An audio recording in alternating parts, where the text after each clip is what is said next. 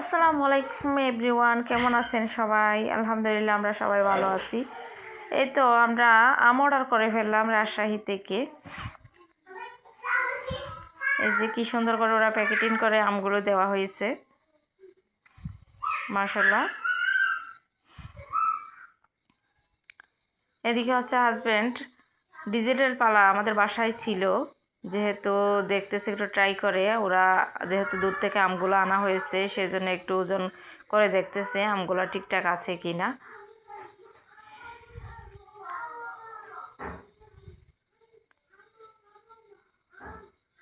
এতে উনি এখন মাপ দিবে আমগুলো ঠিক আছে কিনা, ওজনে ঠিকঠাক দিয়েছে কিনা।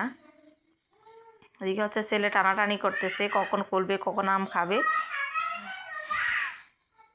এতে হাজব্যান্ড ডিজিটাল পালাটা রাখলো, দেখতেছে ওজন করে মাপ মাপ দিবে। এখন যে পালাটা অন করলো,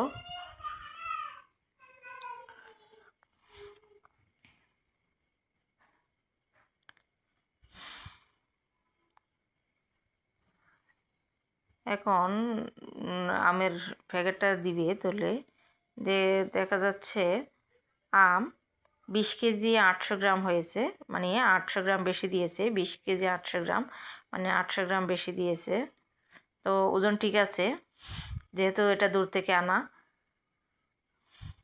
তো এখন আমগুলো খোলার জন্য, প্যাকেটটা খোলার জন্য কেসি খুঁজতেছে। কেসি এখন কোথায় রাখলাম কেসি কোথায় রাখলাম।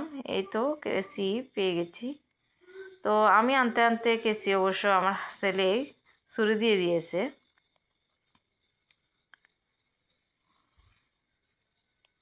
তো আমগুলো খুলছে, ওই যে প্যাকেটটা দেখা যাচ্ছে কি সুন্দর করে ওরা পেপার দিয়ে মুড়িয়ে দিয়েছে আমগুলোকে।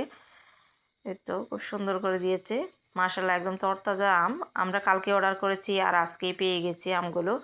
একদম তরতাজা আম, হিমসাগর এই আমগুলোর নাম। তো 5,000 আম আনা হয়েছে, 5,000 কেজি আম আনা হয়েছে। তো এই আমগুলো আমরা ভাগাভাগি করে নিয়েছি। অফিসের স্টাফরা প্রতি বছরই আনা হয়, এই রাজশাহী থেকে অর্ডার করে আম। তো আমাদের কলিগগুলো সবাই ভাগ করে আমরা নিয়েছি। আমরা 20 কেজি নিয়েছি আর বাকিরা ওরা ভাগ করে নিয়েছে।